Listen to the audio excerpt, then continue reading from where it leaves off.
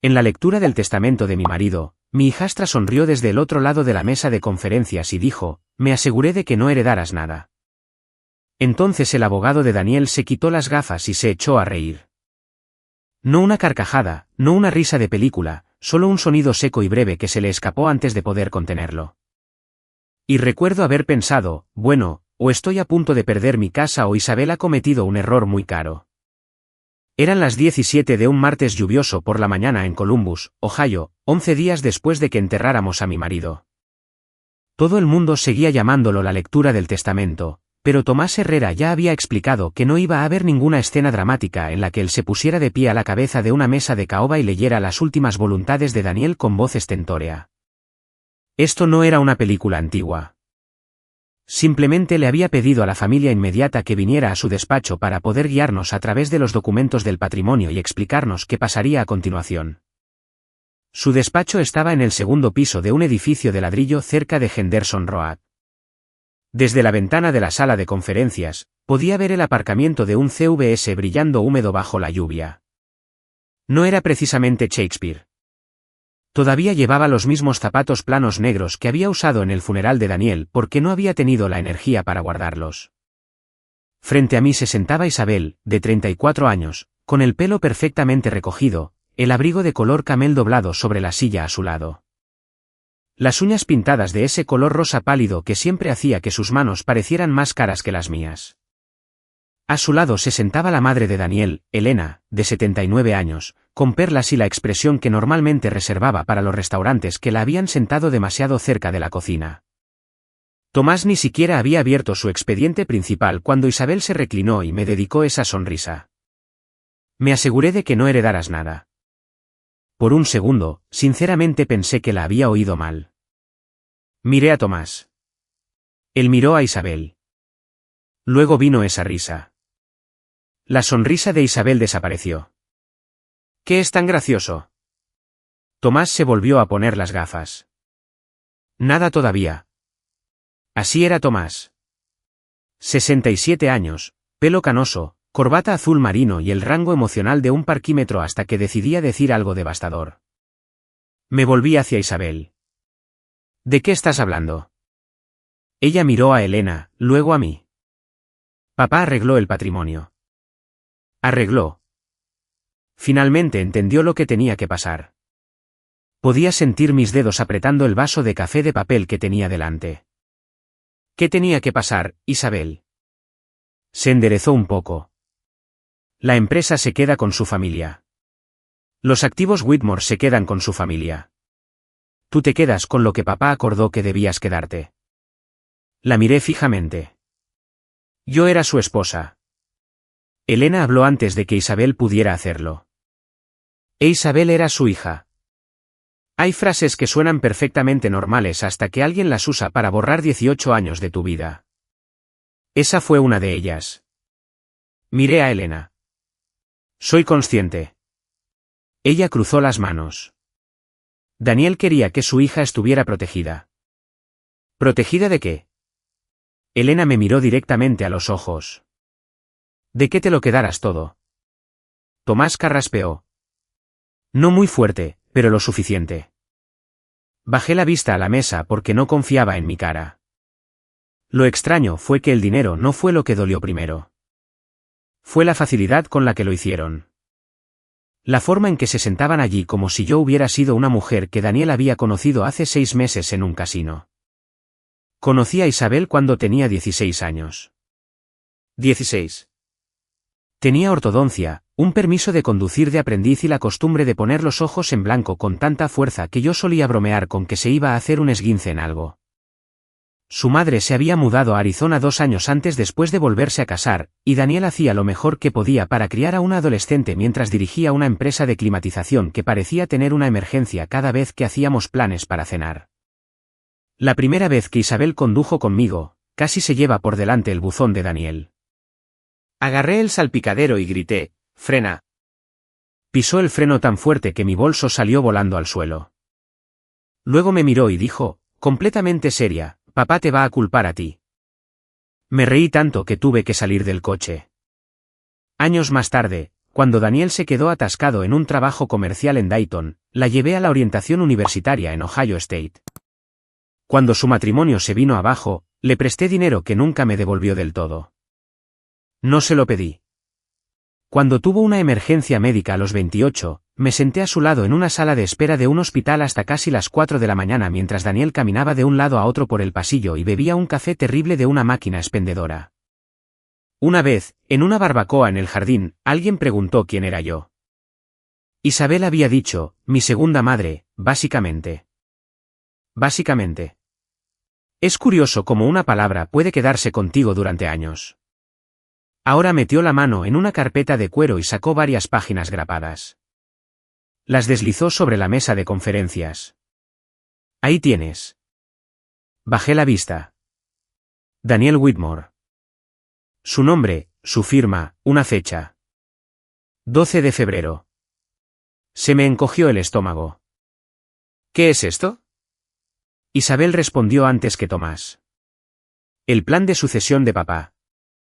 Tomás dijo, una versión del mismo. Isabel lo ignoró. Me deja su participación mayoritaria en Mecánica Whitmore.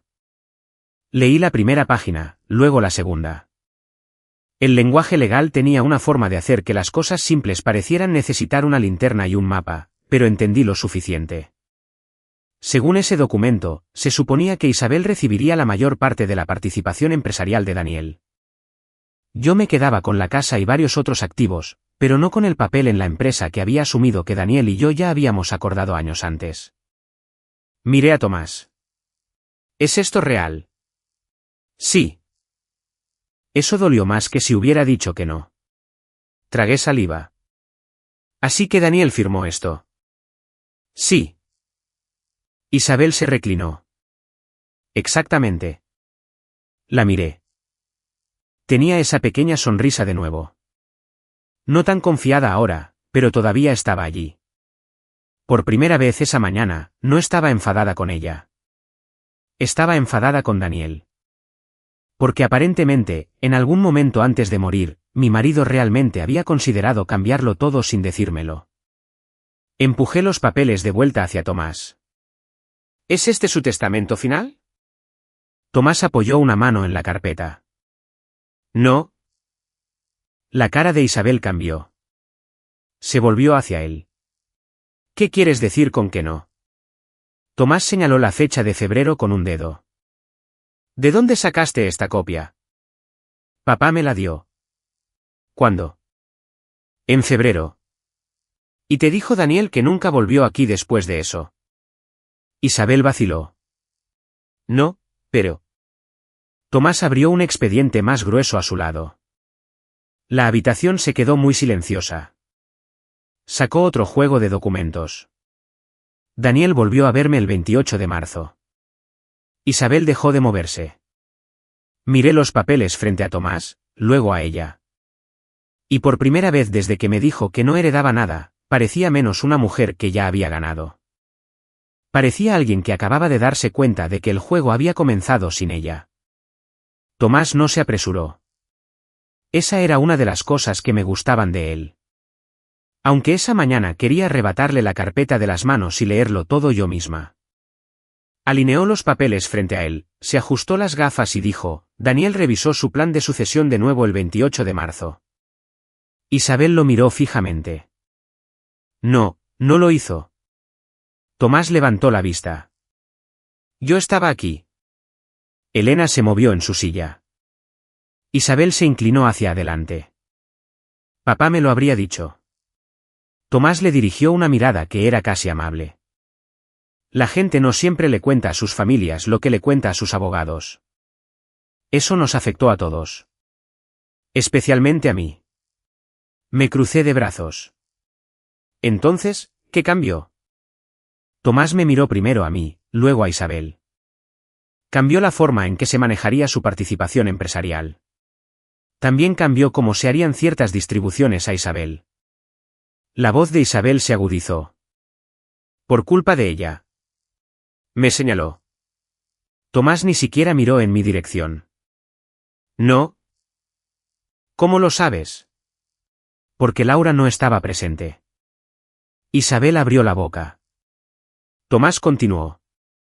Y antes de que preguntes, no estaba al teléfono. No fue copiada en la correspondencia y no me dio instrucciones para preparar nada.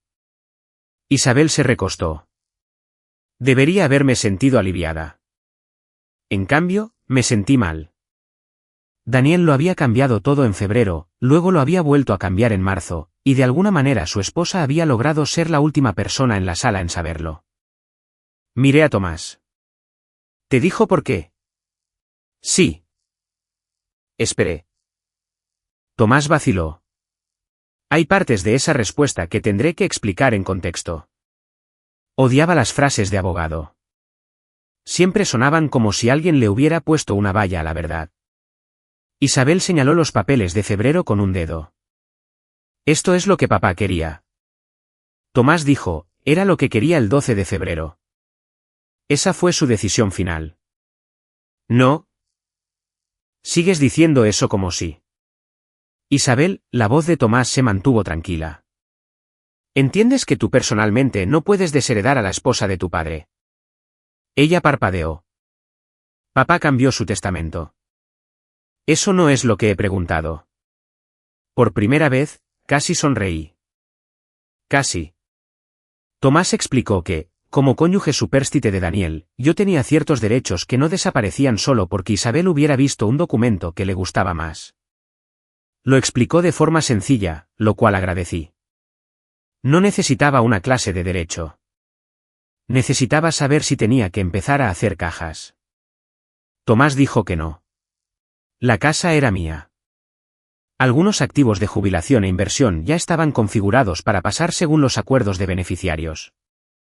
Otras propiedades se mantenían en régimen de cotitularidad. El negocio era la parte complicada. Por supuesto que lo era. Mecánica Whitmore había sido la tercera persona en mi matrimonio durante 18 años. Daniel solía bromear diciendo que me casé con él y recibí 6 furgonetas de servicio como regalo de bodas. Para cuando murió, había 11 empleados, un almacén, una pequeña oficina, contratos de mantenimiento por todo el centro de Ohio y suficiente papeleo para matar a una persona sana. Isabel dijo, entonces, ¿qué pasa con la empresa? Tomás pasó una página. Tu padre tenía la intención de que te beneficiaras de ella. Isabel se relajó ligeramente. Pero Tomás añadió, no de la manera descrita en el documento de febrero. Ahí estaba. La palabra que nadie quiere oír después de una buena noticia. Pero. Tomás explicó que Daniel había cambiado cuánto control recibiría Isabel y con qué rapidez podrían llegarle ciertos activos. También me había dado un papel significativo en la determinación de lo que sucedería con la empresa. Isabel se rió. No porque fuera gracioso. Ella respondía al teléfono. La miré. Durante 12 años. ¿Exacto? Podría haberla corregido. Podría haber enumerado las nóminas, las renovaciones de seguros, los cobros, los contratos con proveedores, los quebraderos de cabeza con la compensación de trabajadores. Las llamadas de clientes a las 6 de la mañana y la vez que pasé una nochebuena entera tratando de encontrar un compresor de repuesto para una residencia de ancianos en Westerville. No lo hice. Todavía no. Tomás siguió hablando. Luego llegó a la parte que ninguno de nosotros esperaba. Mecánica Whitmore tenía deudas. Muchas. Préstamos, financiación de equipos, obligaciones pendientes, una línea de crédito en la que Daniel se había apoyado más de lo que yo me daba cuenta. Tomás nos dio la cifra.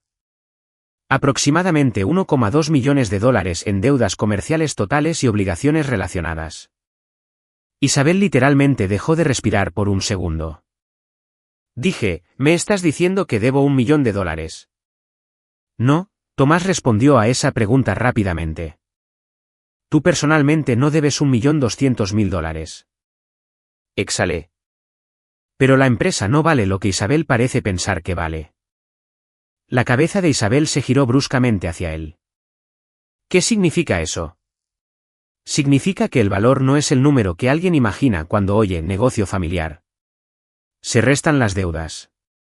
Se tienen en cuenta los contratos. Se mira el flujo de caja. Se mira lo que sucede después de la muerte del fundador. Elena frunció el ceño. La empresa de Daniel tenía éxito. Tomás asintió. Estaba operativa. Eso no es lo mismo que estar libre de deudas. Isabel bajó la vista a la mesa. Me di cuenta entonces de que se había imaginado Mecánica Whitmore como un cheque gigante con su nombre. No tenía idea de lo que costaba mantener las luces encendidas. Ni yo, aparentemente. Esa parte dolió. No porque Daniel hubiera pedido dinero prestado. Las empresas piden dinero prestado. Lo que me molestó fue que había ocultado lo tensas que se habían vuelto las cosas. Tomás explicó que el banco probablemente revisaría la relación ahora que Daniel se había ido. Algunas garantías y obligaciones tendrían que resolverse. Si la financiación no pudiera reestructurarse, el negocio podría tener que vender activos o posiblemente venderse por completo. Isabel susurró, papá nunca dijo nada de esto. La miré. Por una vez, estábamos sentadas en el mismo lado de la misma frase. No, no lo había hecho. La reunión terminó alrededor del mediodía. Elena se fue con Isabel. Ninguna de las dos se despidió. Me senté en mi coche durante casi 10 minutos antes de arrancar el motor. La lluvia se había reducido a una llovizna. De camino a casa, pasé por el Kroger donde Daniel solía comprar crema para el café en cantidades apropiadas para una instalación militar. Casi entro por costumbre. Luego recordé que no había ninguna razón para hacerlo. En casa, su taza todavía estaba al lado del fregadero.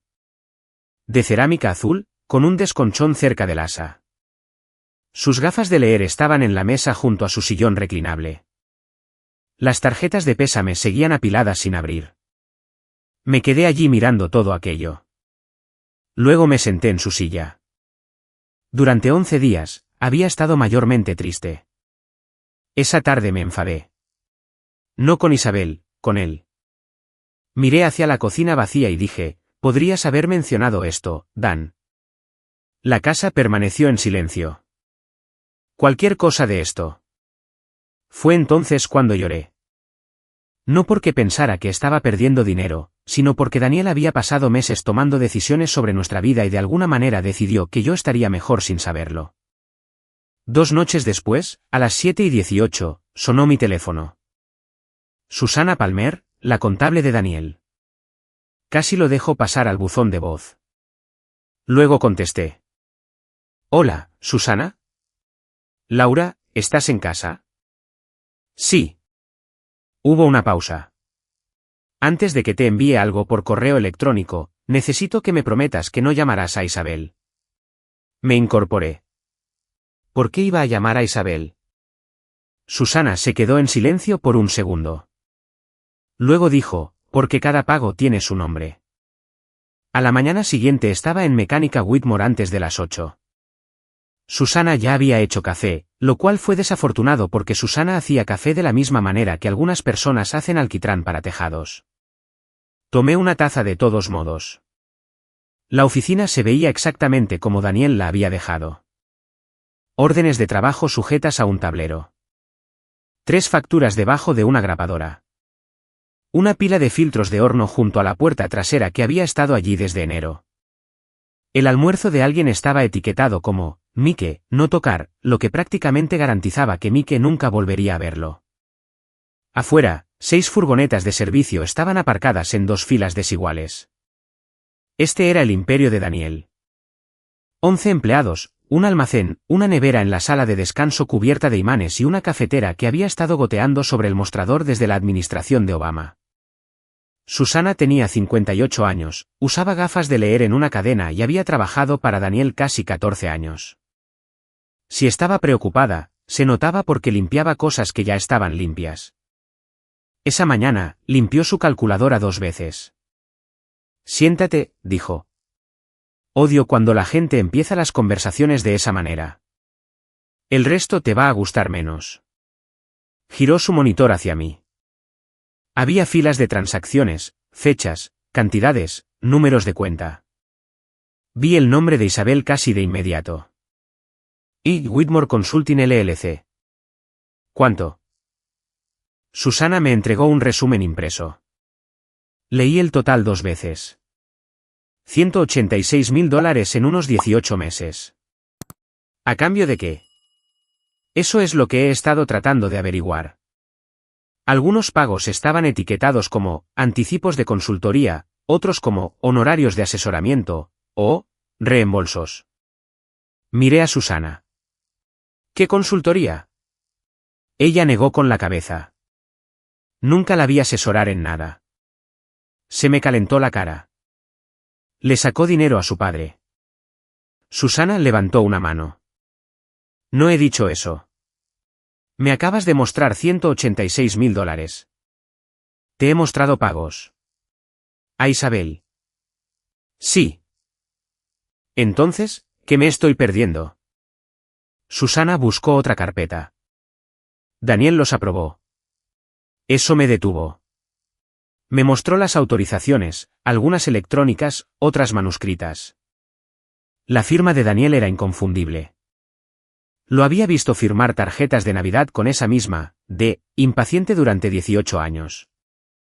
Así que él lo sabía. Eso parece. Llamé a Tomás desde la oficina de Susana. Escuchó, hizo 3 preguntas y luego me dijo algo que no tenía muchas ganas de oír. No acuses a Isabel de robar. No he dicho robar. Lo estabas pensando en voz alta. Miré a Susana. De repente se interesó mucho por su teclado. Tomás continuó.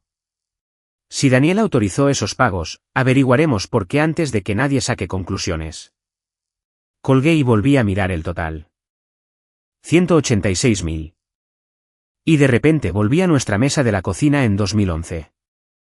Daniel había llegado a casa después de las 11 una noche y se había sentado sin quitarse las botas de trabajo. Supe que algo andaba mal porque no abrió la nevera.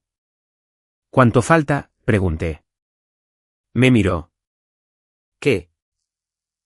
Para las nóminas. Sus hombros cayeron. 23.000. Ese número nos había aterrorizado. Yo tenía un pequeño apartamento de 2 dormitorios en Dublín de antes de casarnos. Lo había estado alquilando y siempre lo había considerado mi colchón de emergencia. Unos meses después lo vendí. No todo el dinero fue a la empresa, y Daniel finalmente me devolvió lo que puse, pero en ese momento recuerdo haberle dicho, esos chicos tienen hijos, Dan. Paga las nóminas. Ahora estaba sentada en su oficina mirando casi 8 veces esa cantidad fluyendo silenciosamente hacia su hija. No eran celos. Si Isabel hubiera necesitado ayuda, lo habría entendido. Lo que dolió fue darme cuenta de nuevo de cuántas conversaciones Daniel había decidido que yo no necesitaba formar parte. Alrededor de las 9:30, Javier entró desde el almacén. El sobrino de Daniel había trabajado allí 12 años. Tenía 39 años, hombros anchos, siempre parecía un poco cansado y tenía 2 hijos y una hipoteca en Hillier. Susana le mostró el resumen. Javier apenas reaccionó. Lo sabías, dije. No la cantidad, pero sabía que le estaba dando dinero. Sabía que siempre estaba pidiendo. Sacó una silla. Llevaba casi un año presionando al tío Dan para que vendiera la empresa. ¿Vender a quién? A Sistemas Climáticos Mixtate. Estuvieron merodeando el otoño pasado. ¿Por qué no me lo dijo Daniel? Javier me dirigió una mirada cansada. ¿Por qué no te habló de los préstamos?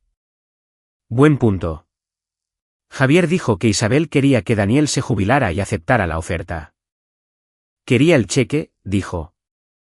Eso es todo de lo que hablaba. Quería creerle. Encajaba con la Isabel que había visto en el despacho de Tomás. Pero esa misma tarde, Tomás llamó. Había encontrado correos electrónicos. El dinero no había sido robado. Daniel había estado rescatando a Isabel. Su divorcio la había dejado con más deudas de las que nadie sabía. Luego, el negocio de boutique que montó con una amiga fracasó. Tarjetas de crédito, un préstamo comercial, impuestos, facturas legales, se había acumulado. Un correo electrónico de Daniel a Isabel me hizo dejar de leer. Esto sale de lo que eventualmente recibirás. Laura no tiene por qué verse envuelta en esto. Dejé el teléfono. Esa frase dolió más que la cantidad de dinero. Daniel podía darle dinero a su hija. Era su hija. Pero, Laura no tiene por qué verse envuelta en esto. Yo era su esposa. Aparentemente, era lo suficientemente útil para ayudar a mantener viva su empresa, pero no lo suficientemente útil para saber a dónde iba el dinero. Luego Tomás complicó mi enfado. Isabel no solo había estado presionando a Daniel para que vendiera porque quería dinero en efectivo. Había correos electrónicos en los que le rogaba que bajara el ritmo. Estás agotado, papá. No puedes seguir haciendo semanas de 60 horas. Véndela y disfruta de tu vida por una vez. Había estado preocupada por él. Y tenía razón. Ese era el problema con las personas reales. Justo cuando las tenías cómodamente clasificadas en villanos y víctimas, hacían algo humano y arruinaban el sistema de clasificación. El plan de sucesión de febrero de repente también tenía más sentido. Daniel lo había preparado antes de enterarse de la profundidad de los problemas financieros de Isabel. Para marzo, lo sabía. Quizás eso explicaba por qué volvió a ver a Tomás. Durante unas 24 horas, pensé que finalmente habíamos encontrado toda la historia. Entonces el abogado de Isabel le envió una carta a Tomás. No trataba principalmente del dinero. Era sobre Mecánica Whitmore. Un conjunto de registros de la empresa todavía mostraba parte de la participación de Daniel de una manera que no se alineaba limpiamente con los documentos de sucesión de marzo. En lenguaje llano, el abogado de Isabel estaba haciendo una pregunta peligrosa. ¿Había Daniel completado realmente todos los pasos necesarios para poner su participación empresarial donde pretendía que fuera? Conduje directamente al despacho de Tomás. Leyó la carta una vez, luego la leyó de nuevo. Eso me molestó más que cualquier cosa que Isabel hubiera dicho. Dime que se equivoca. Tomás dejó los papeles. No puedo. Lo miré fijamente. ¿No puedes qué? Se quitó las gafas. No puedo decirte que se equivoca, Laura. Pasó un largo segundo. Todavía no. Durante los siguientes 4 días, Tomás dejó de sonar como el hombre que se había reído de Isabel. Eso me asustó más que nada. Cada vez que llamaba, obtenía alguna versión de, lo estamos revisando. El viernes por la tarde, finalmente dije, Tomás, si me dices que lo estás revisando una vez más, voy a ir hasta allí y te voy a revisar a ti. Suspiró. Laura. Lo digo en serio. Lo sé. Por eso estoy preocupado. Al menos todavía tenía sentido del humor. El problema no era que los documentos del fideicomiso de marzo de Daniel fueran de repente falsos. Nadie había encontrado una firma falsificada o algún testigo desaparecido sacado de un tribunal de televisión. El problema era más concreto y complicado. Daniel había tenido la intención de que su participación empresarial encajara en la estructura patrimonial que Tomás preparó, pero un conjunto de registros de propiedad de la empresa no se alineaba limpiamente con otro documento. En otras palabras, Daniel podría haber firmado el mapa sin completar cada giro. El abogado de Isabel vio la oportunidad y tenía la intención de usarla. ¿Qué tan malo?, le pregunté a Tomás. Potencialmente caro. Eso es lenguaje de abogado para malo. Es lenguaje de abogado para potencialmente caro. Lo miré fijamente. Finalmente dijo, hay una ambigüedad. No significa que Isabel gane. Significa que tiene algo legítimo sobre lo que discutir. Esa palabra me molestó. Legítimo. Hasta entonces, la confianza de Isabel se había basado principalmente en un plan de febrero obsoleto y mucho descaro. Ahora tenía un problema real. Y mientras los abogados discutían sobre lo que Daniel pretendía, su empresa seguía operando en el mundo real. Nóminas reales, clientes reales, facturas reales. El lunes, uno de nuestros mayores clientes de administración de propiedades trasladó la mitad de su trabajo de servicio a otro contratista de climatización. Su gerente regional me llamó personalmente. No es por ti, Laura. Siempre que alguien dice eso, es absolutamente por ti. Explicó que estaban preocupados por la continuidad. Estamos oyendo que la empresa podría venderse. ¿De quién? Una pausa. Ya sabes cómo es este negocio. Desafortunadamente, lo sabía. Para el miércoles, 2 técnicos habían renunciado. Uno había estado con Daniel durante 9 años. Se paró en mi oficina sosteniendo sus camisas de trabajo en una bolsa de supermercado y parecía avergonzado. Tengo 3 hijos, Laura. Lo sé. No puedo esperar 6 meses para saber si todavía tengo trabajo. Lo sé. No lo culpé. Esa fue la peor parte. Si hubiera sido desleal, podría haberme enfadado. En cambio, le di la mano. Luego entré en la oficina de Daniel y cerré la puerta. Durante 20 minutos, consideré seriamente venderlo todo. La empresa, quizás incluso la casa con el tiempo. Aceptar cualquier acuerdo que tuviera sentido, poner el dinero en algún lugar aburrido y pasar el próximo año aprendiendo a ser viuda en lugar de una concursante no remunerada en Disputas Testamentarias, edición Ohio. Mi amiga Carolina Jenkins me llevó a almorzar al día siguiente. Carolina y yo nos conocíamos desde los 30. Enseñó en 4º grado durante 26 años, lo que significaba que muy pocas cosas la asustaban. Nos sentamos en un reservado mientras yo removía la ensalada de pollo en mi plato. No tienes que salvar todo lo que Daniel dejó atrás, dijo. Lo sé. Carolina tomó un sorbo de té helado. ¿De verdad? La miré. Levantó una ceja. Mujer molesta. El problema era que tenía razón. Había pasado 18 años ayudando a Daniel a solucionar problemas.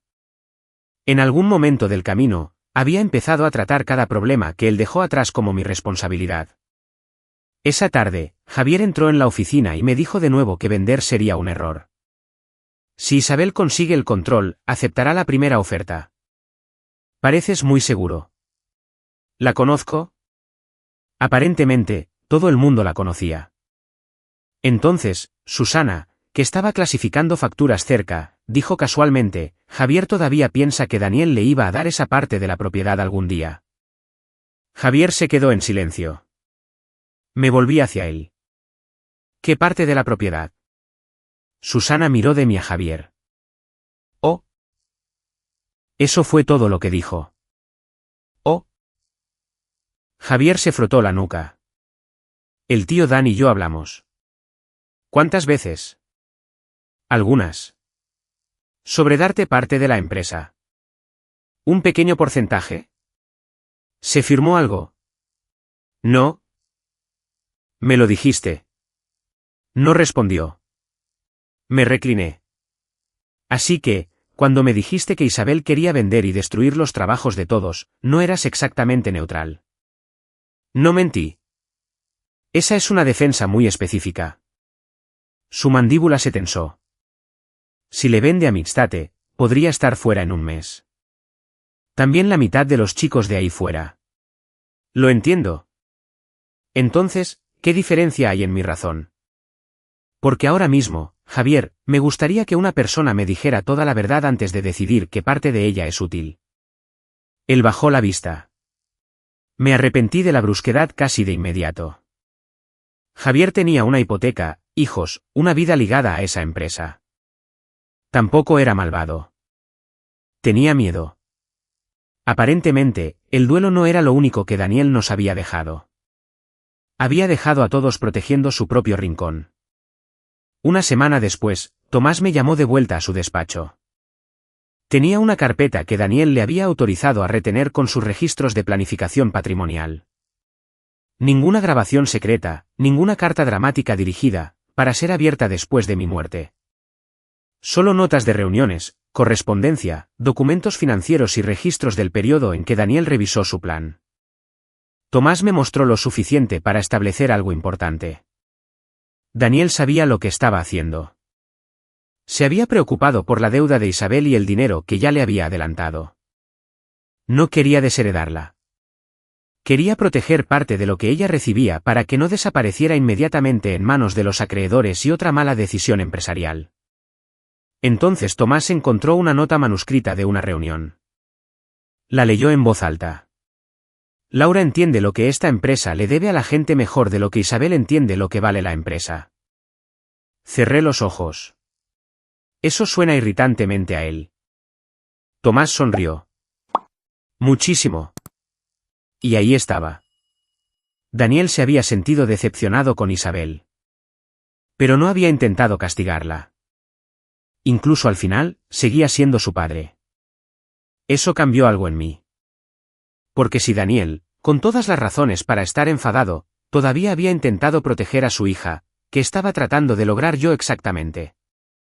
Tomás y el contable finalmente reconstruyeron la mayor parte del rastro de la propiedad.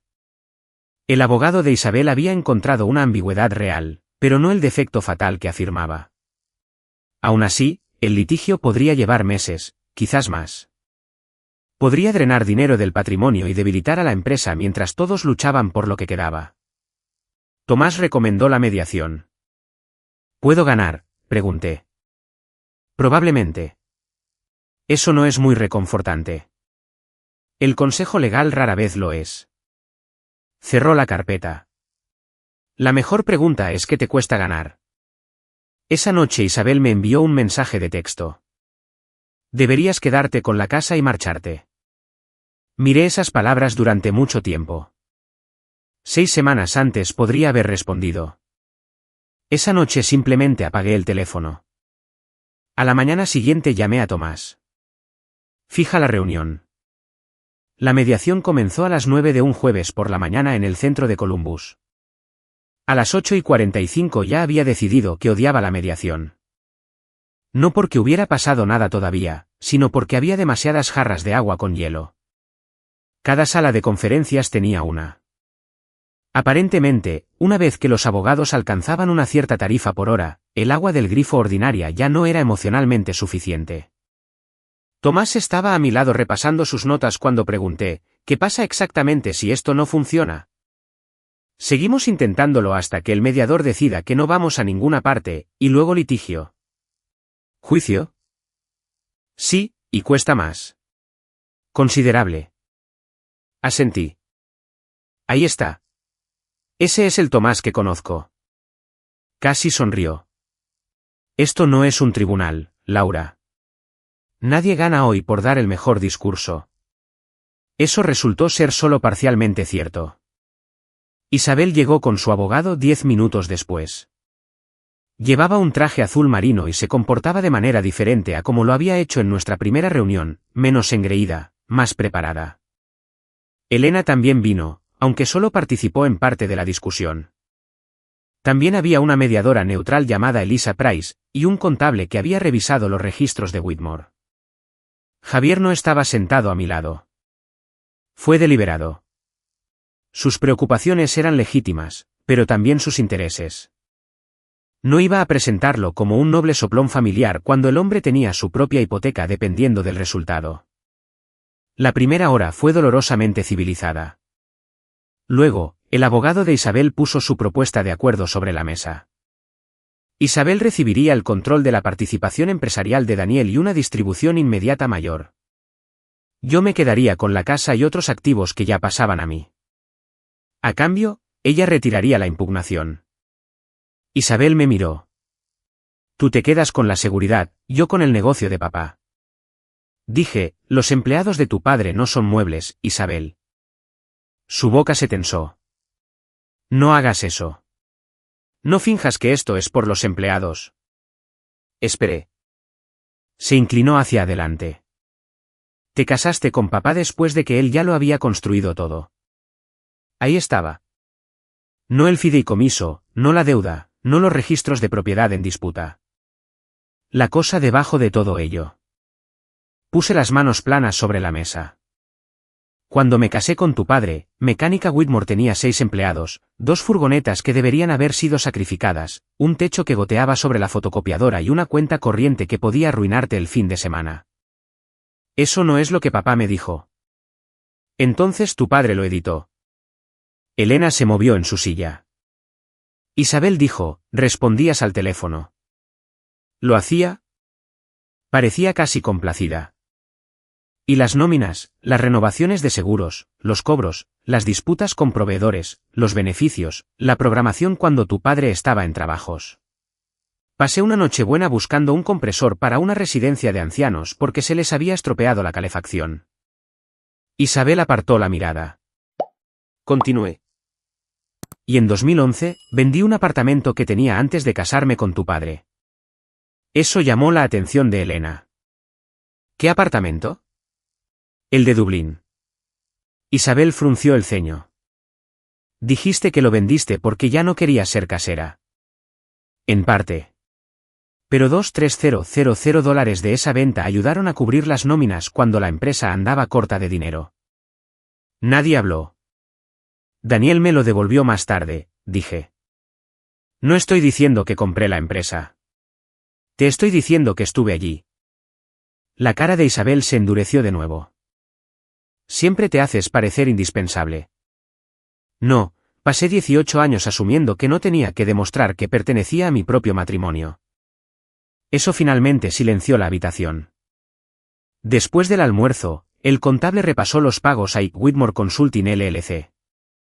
Sin acusaciones, sin señalamientos dramáticos, solo fechas y números. Cuando el total apareció en el resumen impreso, Elena se inclinó más cerca. $186,000. Isabel no dijo nada. Elena se volvió hacia ella. Me dijiste que tu padre te dio 20. Dije alrededor de 20. Elena la miró fijamente. 186 no es alrededor de 20 a menos que estés aterrizando un avión. Bajé la vista rápidamente. También Tomás. Incluso la mediadora tuvo que recomponer su expresión. Isabel se sonrojó. Papá sabía de cada dólar. Sí, dije. Pareció sorprendida. Lo sé. ¿Has estado diciéndole a la gente que lo cogí? No, pensé eso durante una hora. Luego aprendí algo útil. ¿Qué es? Estar enfadada no me hace ser precisa. Esa fue probablemente la frase más honesta que dije en todo el día. El contable confirmó que Daniel había autorizado los pagos. Luego Tomás repasó la cronología detrás de los cambios de marzo. El abogado de Isabel había argumentado que yo influí en Daniel después de descubrir sus problemas financieros. Las fechas no lo respaldaban. Yo no sabía de los anticipos. No estuve en las reuniones de Daniel con Tomás. No me copiaron en la correspondencia. Las notas de planificación mostraban a Daniel expresando sus propias preocupaciones sobre la deuda de Isabel. Isabel interrumpió. Entonces, ¿qué me dejó? Tomás la miró. Una herencia sustancial. Entonces, ¿por qué no puedo acceder a ella? Puedes acceder a porciones de ella bajo los términos que Daniel estableció. Así que me puso una paga. Tomás se ajustó las gafas. Tu padre prefería la frase calendario de distribución. Hubo un pequeño sonido de Elena. Una tos, supuestamente. Yo sabía que no era así. Isabel miró la mesa. Y de repente recordé ese primer martes. Su abrigo de color camel, la lluvia, la sonrisa cuando me dijo que se había asegurado de que yo no heredara nada. Ahora sabía que los papeles de febrero en los que había confiado estaban desactualizados. Sabía que Daniel había cambiado su plan sin que yo lo presionara. Sabía que la empresa no era la fortuna fácil que había imaginado. Y sabía que su padre había restringido parte de su herencia porque no confiaba en lo que ella podría hacer con ella. Podría haber disfrutado de eso. Por unos segundos, lo hice. No estoy orgullosa de ello, pero tampoco voy a mentirte. Quería que se sintiera avergonzada. Quería que recordara cada palabra que me había dicho. Luego la miré.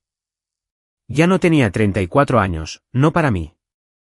Por un extraño segundo, volvió a tener 16, agarrando el volante del Honda de Daniel y fingiendo que no tenía miedo.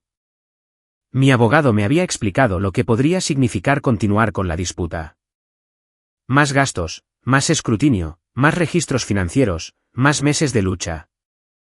Tenía ventaja. Podía usarla con fuerza.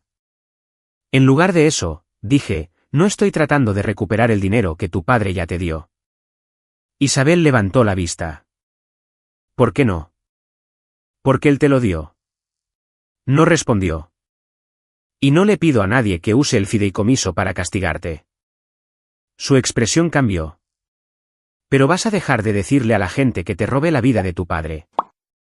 Isabel tragó saliva. ¿Y si no lo hago? Entonces dejamos de hablar y dejamos que el papeleo lo haga. La mediación duró otras 3 horas. Nadie lo consiguió todo. Probablemente por eso confié en el resultado. Isabel aceptó retirar la impugnación principal bajo los términos del acuerdo. El problema de la propiedad de la empresa se resolvió a través de acuerdos negociados de patrimonio y negocio en lugar de jugárselo todo en los tribunales. Ella no consiguió forzar una venta inmediata. Yo no salí con el control absoluto. La empresa ganó tiempo. Los empleados obtuvieron algo de estabilidad. Todos renunciamos a algo. En el pasillo, después, Isabel pasó a mi lado sin hablar. Luego se detuvo. Se dio la vuelta. Él realmente no te dijo. Sabía exactamente a qué se refería. El dinero, el plan de febrero, los cambios de marzo, todo. No, dije. Por primera vez desde que Daniel murió, no había acusación en su rostro, solo sorpresa y quizás vergüenza. Isabel asintió una vez, luego se marchó. 6 meses después, Mecánica Whitmore seguía abierta. Ojalá pudiera decirte que entré en la oficina de Daniel, me hice cargo de la empresa, dupliqué las ganancias y me convertí en la mujer más temida en el aire acondicionado comercial del centro de Ohio. No lo hice. Para empezar, no sabría cómo reemplazar el compresor si me pusieras una pistola en la cabeza y me dieras el manual. Lo que sabía era cómo funcionaba el negocio en torno a las personas que sabían cómo arreglar compresores. Así que contraté a alguien que sabía el resto. Se llamaba Gregorio Holloway. Tenía 57 años, había pasado 30 años en climatización comercial y no tenía absolutamente ningún interés en formar parte del drama familiar Whitmore. Esa era su mejor cualificación. La financiación se reestructuró. Vendimos equipos que no necesitábamos. Negociamos con los proveedores. Finalmente, la empresa incorporó a un socio operativo minoritario que podía proporcionar capital sin tragarse inmediatamente el lugar por completo. No fue bonito. Perdimos a 2 empleados más antes de que las cosas se estabilizaran. Un cliente nunca volvió. Algunos meses todavía eran ajustados, pero 11 familias no habían visto desaparecer sus medios de vida porque Daniel murió un miércoles por la mañana. Eso me importaba. Javier se quedó. Unas semanas después de la mediación, vino a mi oficina y preguntó sobre el porcentaje de propiedad que Daniel le había mencionado una vez. Dije, si alguna vez obtienes propiedad aquí, Javier, será ganada, valorada, firmada, fechada y probablemente certificada por alguien con una excelente caligrafía.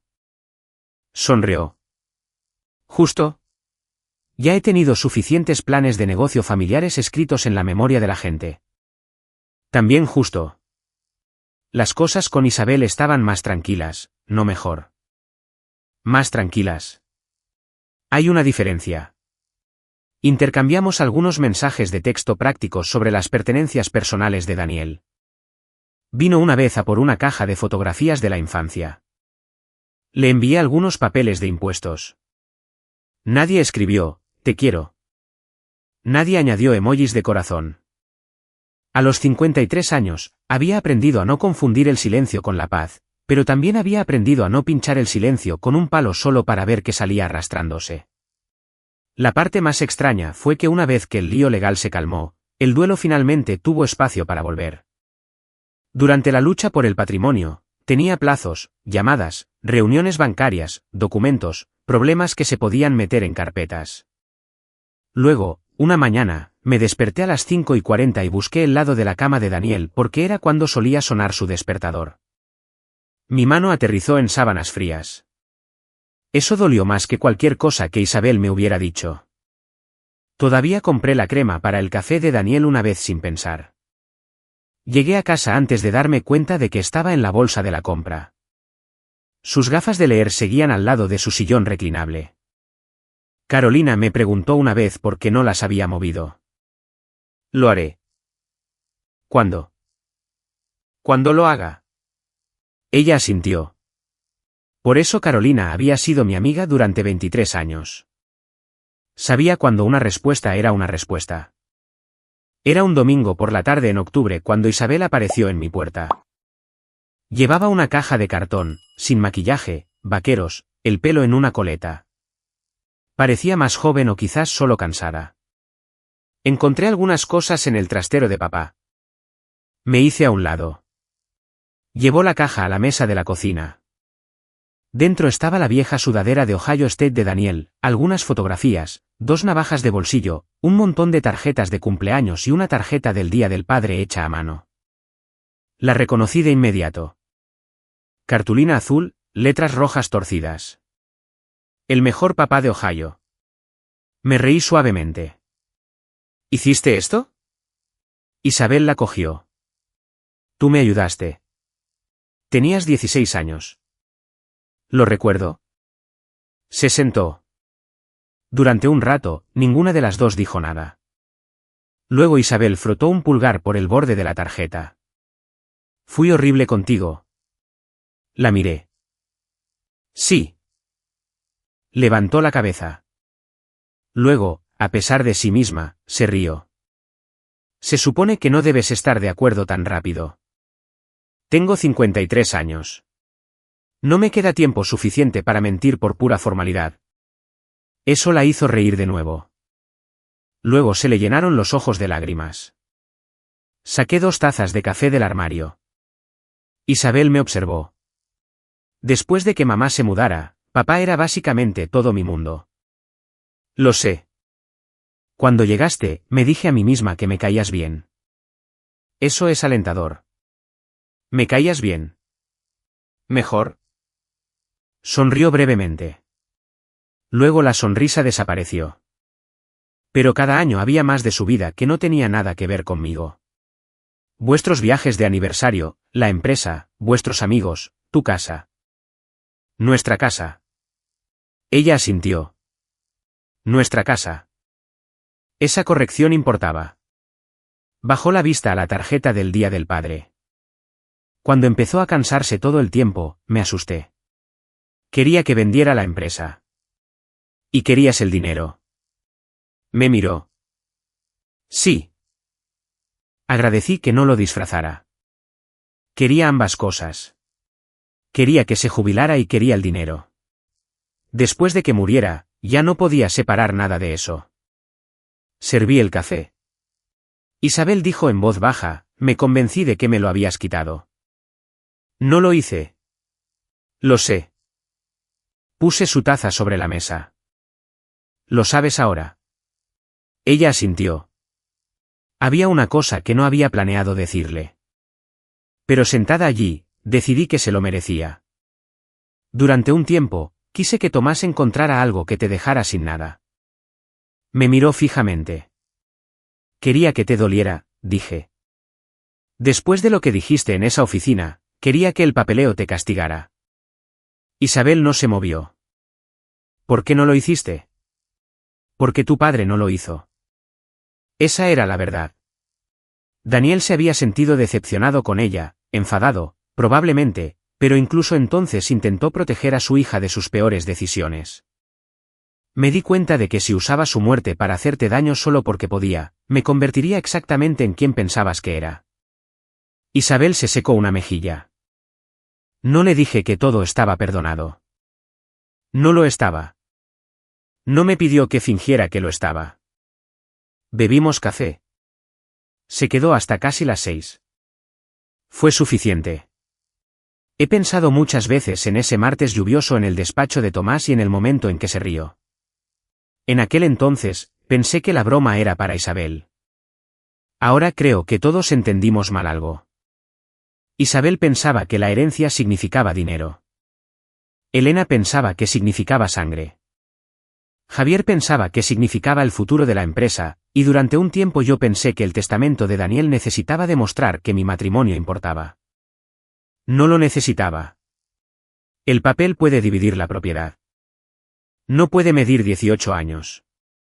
Isabel me dijo que se había asegurado de que no heredara nada. Se equivocaba, pero no porque Daniel me dejara una casa o parte de una empresa. Tuve 18 años con él.